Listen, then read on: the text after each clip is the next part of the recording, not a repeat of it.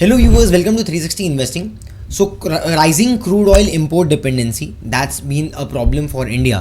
And अगर आप इसके numbers को देखोगे तो pre-COVID we were somewhere close to 83%. Now that dependency has gone up till 90% and it's a major pain point because recent में अगर आपने देखा होगा so across globe काफ़ी सारे countries में oil के prices बढ़े हैं, crude oil के prices बढ़े हैं because globally crude oil approximately $100 पर बैरल के आसपास में ट्रेड हो रहा है एंड बीच में 120 तक की भी स्पाइक आपने देखा होगा. Now the reason behind was very simple because of your US Iran and your Israel, इनका जो वॉर था इसके चलते आपका जो स्ट्रेट ऑफ हॉर्मोस वाला जोन है जहाँ से 25% of the global oil supply pass on होता है, इस चैनल को ब्लॉक किया गया था थ्रू ईरान.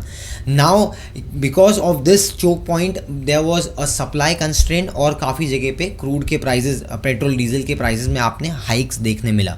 इनफैक्ट आपको ये समझना है कि इंडिया बहुत ज़्यादा ही इम्पोर्ट डिपेंडेंट है बिकॉज टेक्नोलॉजी हो गया या फिर आप क्रूड हो गया या गोल्ड हो गया, we are a net importer country और क्रूड ऑयल मेजरली कंपोनेंट है जहाँ पर हम इम्पोर्ट करते हैं.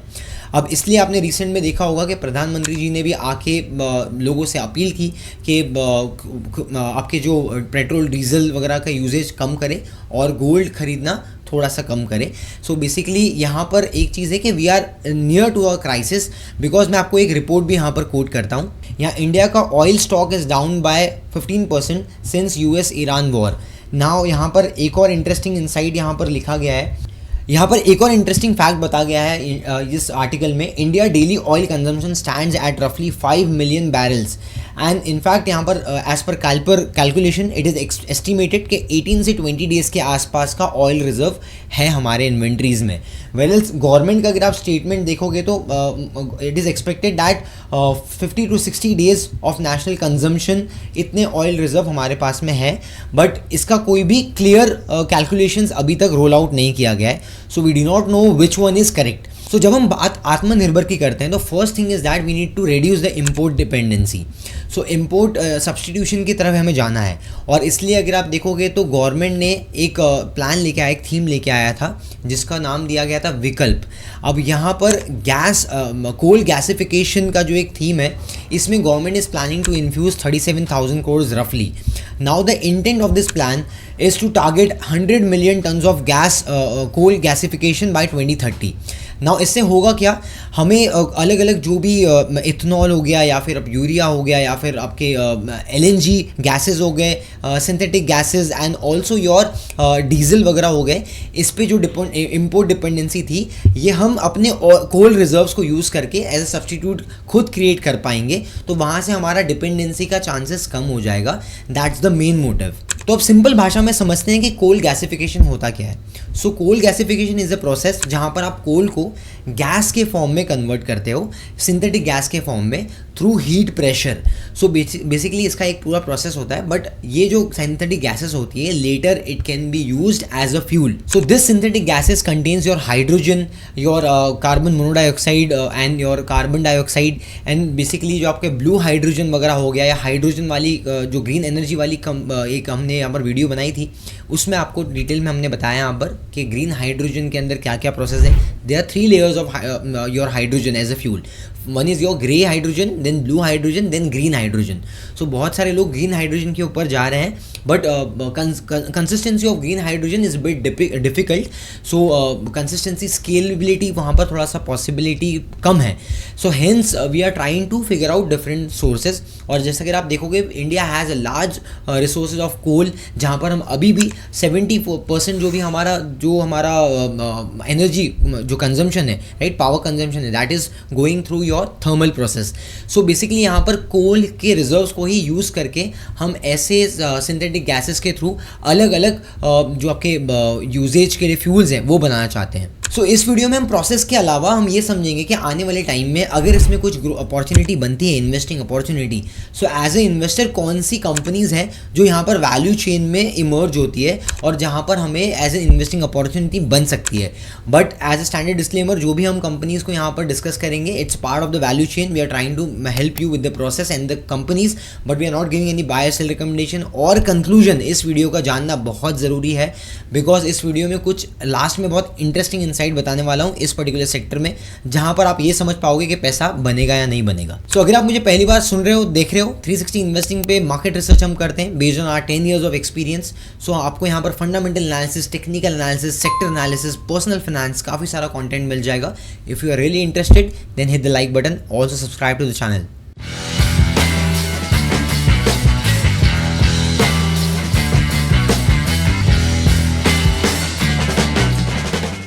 सो primarily we need to understand Bharat coal gasification limited, ये एक जॉइंट वेंचर है between your coal India and BHEL।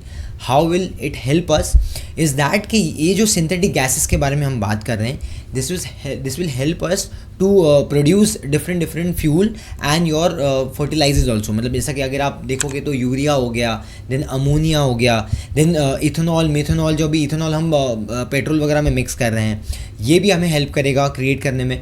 Also synthetic gases will help us to create your LNG which is your liquefied natural gases.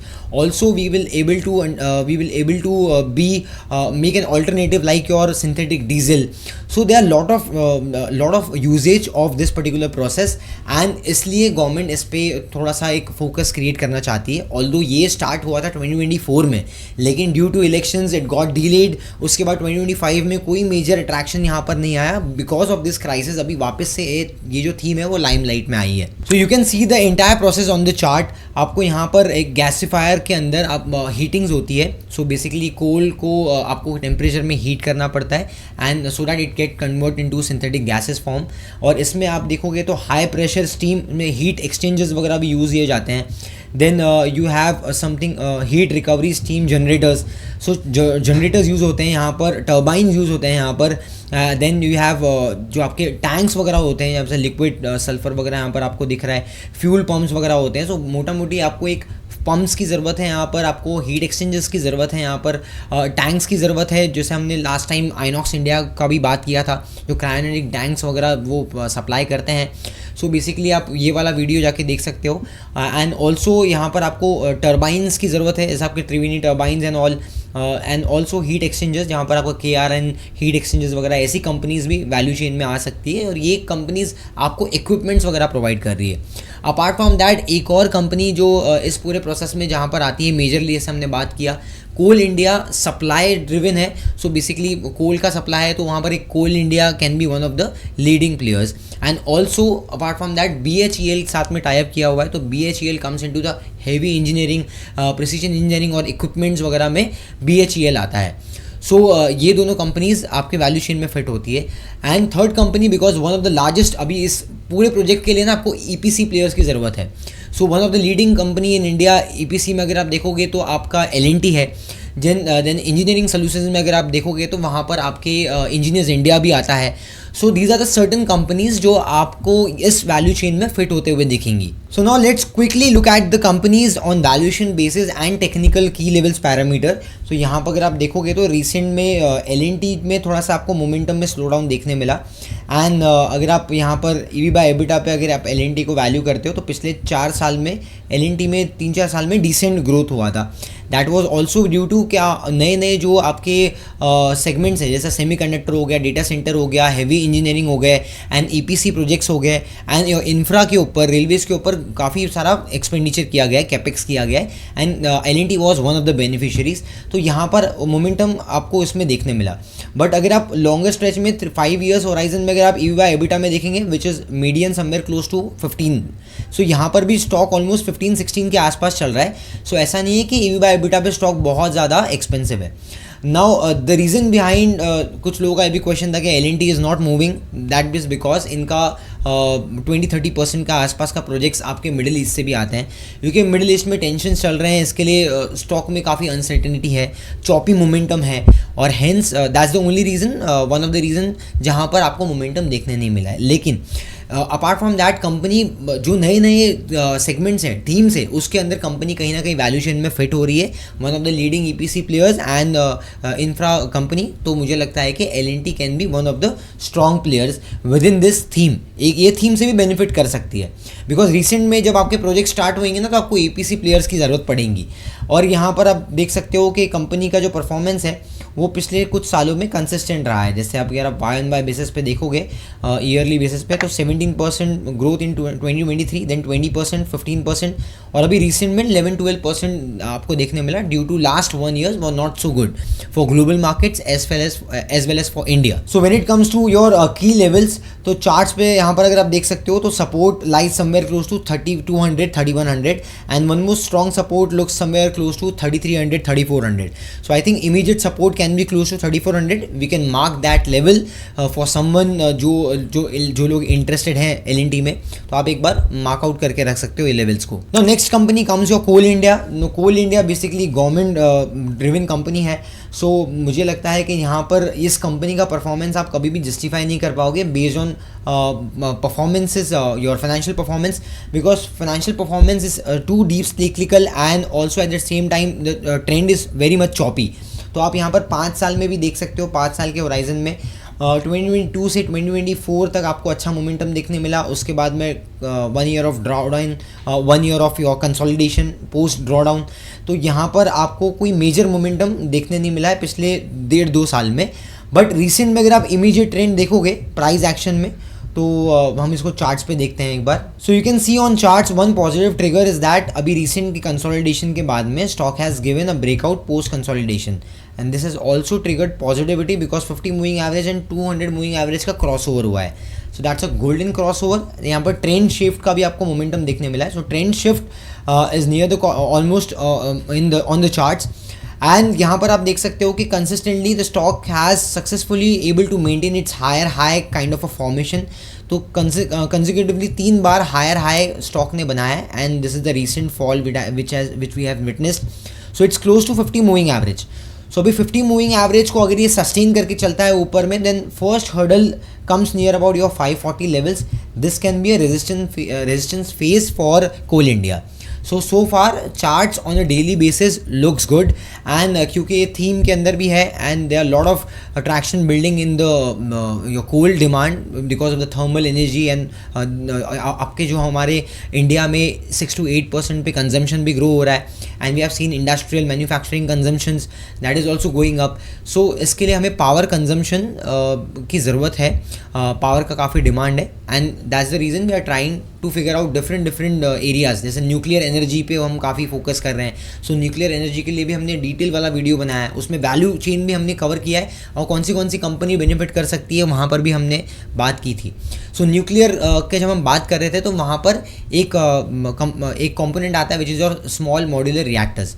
Small modular reactors में बहुत सारे companies अभी bid कर रही है, and one of the beneficiary in your nuclear space is your BHEL। तो अब BHEL पे बात करते हैं। सो इस एरिया में BHEL में अगर आप देखोगे तो स्मॉल मॉड्यूलर रिएक्टर्स में बेनिफिशियरी एक BHEL भी है। रिसेंट में ऑर्डर भी फ्लो आउट हुए हैं, एंड ऑर्डर्स भी मिले हैं BHEL को।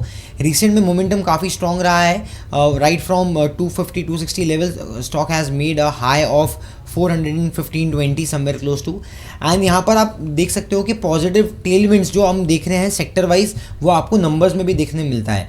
सो in numbers you can see right from flat trajectory in couple of before 3-4 quarters, अब यहाँ पर देख सकते हो 16% से ग्रोथ अब 36% का हो गया है, एंड आई थिंक फ्यूचर में अगर ये ग्रोथ मेंटेन कर पाई कंपनी तो there can be more surprises. In fact अभी आप देखोगे तो यहाँ पर आपको पैट में भी बहुत तेज़ी से ग्रोथ देखने मिली on a YoY basis. You can see this last March 2025 में 504 करोड़ का ऑलमोस्ट आपका पैट था, which is more than 120-130% up on a YoY basis. यहाँ पर 290 करोड़ का पैट है।